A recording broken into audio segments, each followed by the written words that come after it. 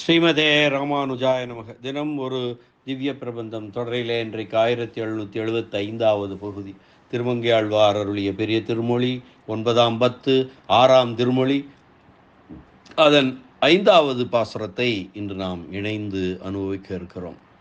இந்த 9ஆம் பத்தின் 5ஆம் திருமொழியும் 6ஆம் திருமொழியும் திருக்குறுங்குடி பாண்டிய தேசத்திலே இருக்கக்கூடிய சிறந்த ஒரு திவ்ய தேசமான திருக்குறுங்குடியை மங்களாசாசனம் செய்யும் திருமொழிகளாகும். அதிலே 5வது பாசுரம் இன்றைக்கு நாம் இணைந்து அனுபவிக்கப் போகிறோம். பிராட்டிக்காக எம்பெருமான் ராவணனை அழித்தான். அதை மட்டுமே கொண்டு நம் பகைகளையெல்லாம் போக்குவான் என்று கூற முடியுமோ என்று கேட்க, சென்ற பாசுரத்தில் என்ன சொன்னார்? சிரம் முன் ஐந்தும் சிந்தச் சென்று அரக்கன் உரமும் கரமும் துணித்த உறவோன் என்று சொன்னார் அல்லவா? அந்த ராமபிரான் அரக்கனுடைய 10 தலைகளையும் 20 தோள்களையும் வெட்டி வீழ்த்தினான். யாருக்காக? பிராட்டிக்காக. அந்த பகையை நீக்கினான். அதனால அந்த ஒரு காரணத்தினாலே நம்முடைய பகைகளையும் அவன் போக்குவான் என்று சொல்ல முடியுமா என்று கேட்க, தன்னை அடியார்களிட்ட வழக்காக ஆக்கி கொண்டு அவர்களுக்கு கீழ் தொழில் செய்தபடியை காணுங்கள் என்று இந்த பாடலிலே அழைக்கிறார். அதற்கு என்ன சொல்லுகிறார்? பாரத போரில் தேரூர்ந்த பெருமான் இவன். பாரத போரிலே பாண்டவர்களுக்காய் அவர்களுக்கு தேரை ஓட்டி அவர்களுடைய பகையை தீர்த்தவன். அதனாலே நமக்கும் செய்வான் என்று அருளி செய்வதாக எடுத்துக்கொள்ள வேண்டும். பாசுரத்தை பார்க்கலாம். கவ்வை களிற்று மன்னர் மாள கலிமாத்தேர் ஐவர்காய் அன்று அமரில் உய்த்தான் ஊர் போலும். கவ்வை களிற்று மன்னர் மாள கலிமாத்தேர் ஐவர்காய் அன்று அமரில் உய்த்தான் ஊர் போலும்.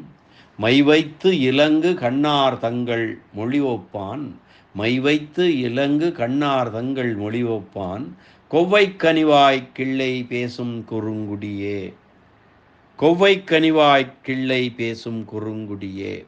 கவ்வை களிற்று மன்னர் மாள கலிமாத்தேர் ஐவர்காய் அன்று அமரில் உய்த்தான் ஊர் போலும். மை வைத்து இலங்கு கண்ணார் தங்கள் மொழிவொப்பான். கொவ்வை கனிவாய் கிள்ளை பேசும் குறுங்குடியே. களிறு மன்னர், களிறு கூட்டல் மன்னர், களிற்று மன்னர் என்று வந்திருக்கிறது. களிறு என்றால் யானைகள், யானை கூட்டத்தை உடைய யானைப்படையுடைய மன்னர்கள் களிற்று மன்னர் என்று. கவ்வை பேரொலி, ஒலியை எழுப்பிக் கொண்டு போகக்கூடிய களிறுகள். கலிமா, கலிமா என்றால் திண்ணிய பெரிய தேர், கலிமா தேர். கொவ்வை என்றால் கோவை பழம், கோவை என்று பொருள். பதவரை பார்த்தோம். மை வைத்து இலங்கு கண்ணார் தங்கள் மொழிவொப்பான். மை தீட்டப்பட்ட ஒளி வீசும் கண்களை உடைய பெண்களின் வார்த்தைகளைப் போல மை வைத்து இலங்கு கண்ணார் தங்கள் மொழிவொப்பான்.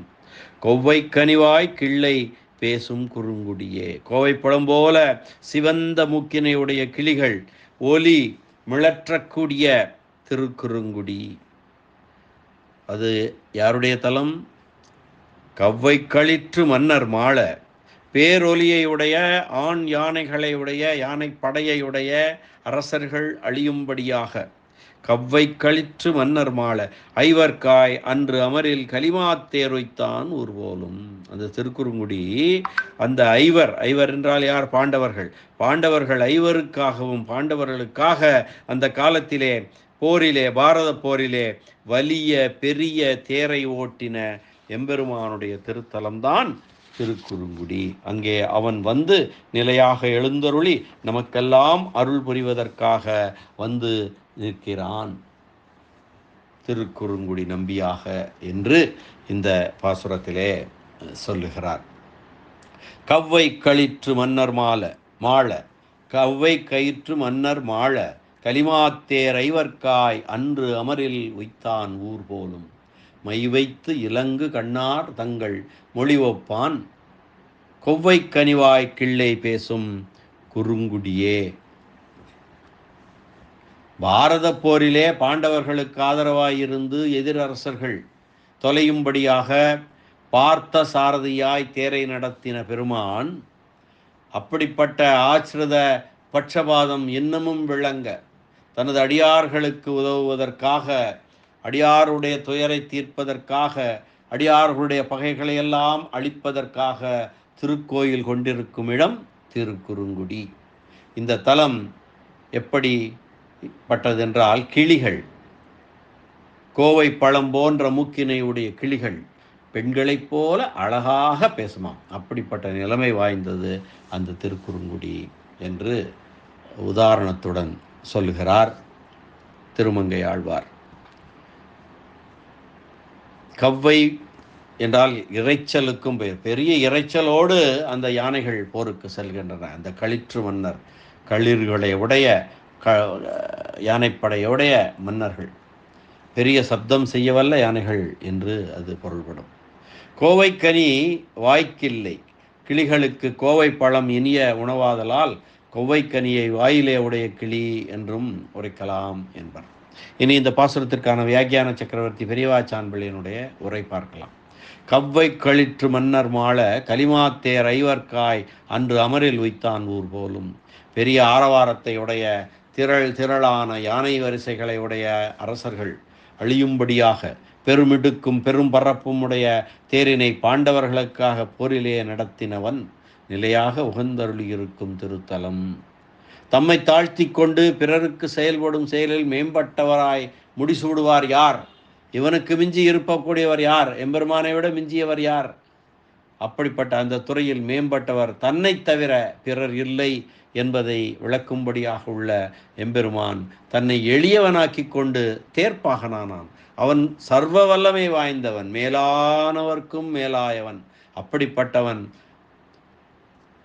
அர்ஜுனனுக்கு தேர் ஓட்டியாய் சாரதியாய் ஆனான். அப்படிப்பட்ட எளிமையாய் வாய்ந்தவன் வந்து இங்கே எழுந்தொருளி இருக்கிறான் என்று கூறுகிறார். மை வைத்து இலங்கு கண்ணார் தங்கள் மொழி ஒப்பான் கொவ்வை கனிவாய் கிள்ளை பேசும் குறுங்குடியே.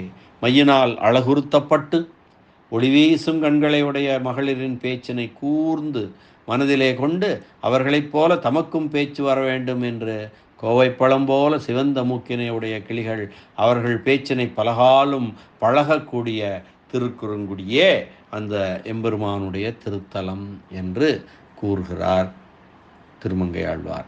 கவ்வை களிற்று மன்னர் மாள கலிமாத்தேர் ஐவர்காய் என்று அமரில் உய்த்தான் ஊர் எது? திருக்குறுங்குடி போலும் என்கிறார். மீண்டும் ஒரு முறை பாசுரத்தை அன்வயிக்கலாம். கவ்வை களிற்று மன்னர் மாள கலிமாத்தேர் ஐவர்காய் அன்று அமரில் உய்த்தான் ஊர் போலும். மை வைத்து இலங்கு கண்ணார் தங்கள் மொழி ஒப்பான் கொவ்வை கனிவாய் கிள்ளை பேசும் குறுங்குடியே என்ற இந்த அற்புதமான இந்த பாசுர அனுபவத்தை இந்த அளவில் நிறைவு செய்து மீண்டும் நாளை சந்திக்கலாம் அடுத்த பாசுர அனுபவத்துடன். நன்றி, வணக்கம்.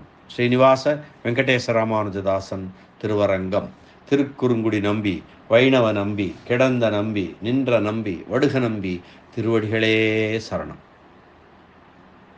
கலிகன்றி கலியன் அரட்டமுக்கி அடியார் செய்யும் திருமங்கை ஆழ்வார் திருவடிகளே சரணம். உரைப்பெருமன்னர் பரம காருணிகர் ராமாயண பெருக்கர் அபயப்பிரதராஜர் பெரியவாச்சான் பிள்ளை திருவடிகளே சரணம். ஆழ்வார் எம்பெருமானார் ஜீயர் திருவடிகளே சரணம்.